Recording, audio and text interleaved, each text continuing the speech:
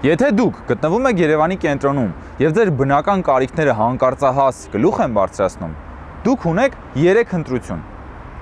Ընտրություն համար 1. Դուք գտնում եք մոտակա կաֆեն կամ ռեստորանը, որտեղ կծախսեք առնվազն 1000 դրամ ձեր բնական կարիքները հոգալու համար։ Երկրորդ, վազում եք կինո Մոսկվայի զուգարան, որը գրկաբաց սպասում է բոլոր տանջվածներին, եւ երրորդ, գտնում եք մոտակա գետնանցումը։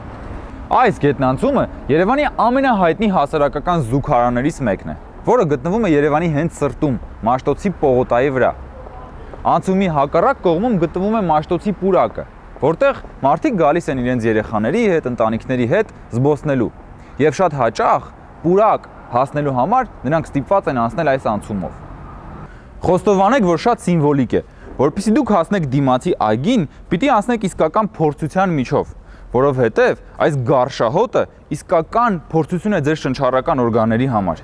Իդեպ, այս գետնանցումը գտնվում է նաև շատ անմխիթար վիճակում։ Դուք կարող եք մտնել այստեղ ձեր բնական կարիքները հոգալու եւ այլևս դուրս չգալ։ Եթե ես այստեղ գտնվեի առաջին անգամ, կմտածեի, որ ես գտնվում եմ Երևանի առավարձաններից մեկում, այնինչ վերևում Երևանի հենց կենտրոնն է։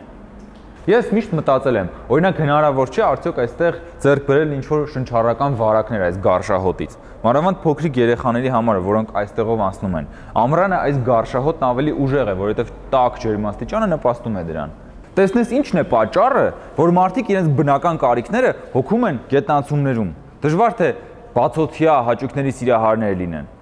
Բանն այն է, որ Երևանի կենտրոնում գրեթե չկան հասարակական զուգարաններ, կամ եթե նույնիսկ կան, դրանք այնքան թաքնված են, որ մինչև մարդը գտնի, դրանց կարիքն այլևս չի լինի։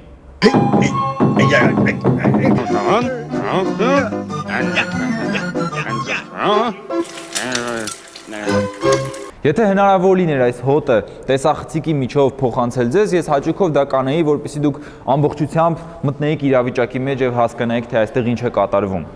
Բայց սա դեռ ամենը չէ։ Նայեք, սա թեքահարթակ է։ Նախատեսված շարժական դժվարություններ ունեցող անձանց համար։ Ձյունը եկել է եւ այսպես մնացել, որովհետեւ համապատասխան կառույցները չեն մաքրել։ Ստացվում է, որ մարդիկ պետք է սպասեն, մինչև ձյունը հալչի, հետո նոր իջնեն բարձրանան։ Կամ օրինակ մայրիկները, ովքեր որ մանկասայլակով իրենց երեխաներին բերում են այգի, պիտի մանկասայլակը գրկած բարձրանան եւ իջնեն։ Եթե քաղաքապետարանը կամ թաղապետարանը չի մաքրում սա, ես առաջարկում եմ այստեղ հայտարարություն փակցնել եւ գրել.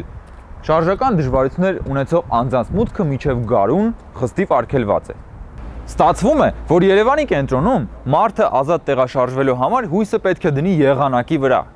Բայց մարդիկ եղանակին չեն հարկ տալիս, այլ պետությանը, որ պետությունն էլ մաքրի այս ձյունը։ Երևան քաղաքի այս տարվա բյուջեով շրջակա միջավայրի պաշտպանության համար նախատեսված է ավելի քան 7.5 միլիարդ դրամ։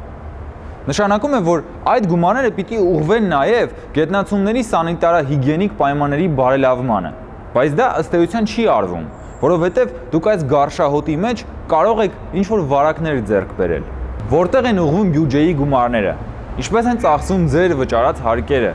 ինչու չեն Երևանում կառուցվում նորմալ հասարակական զուգարաններ եւ գետնանցումները դառնում են իսկական զուգարան մարդկանց համար։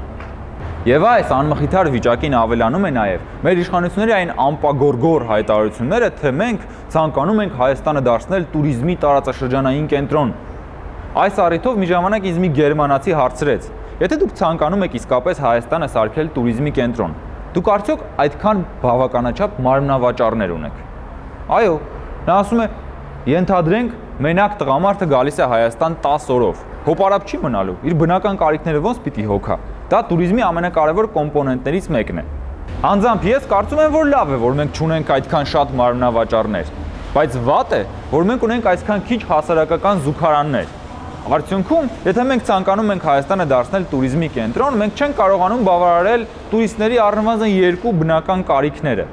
Իսկ մեր իշխանությունները, որոնք ցանկանում են տուրիզմի կենտրոն սարքել Հայաստանը, հավանաբար տուրիզմը շփոթել են սադիզմի հետ։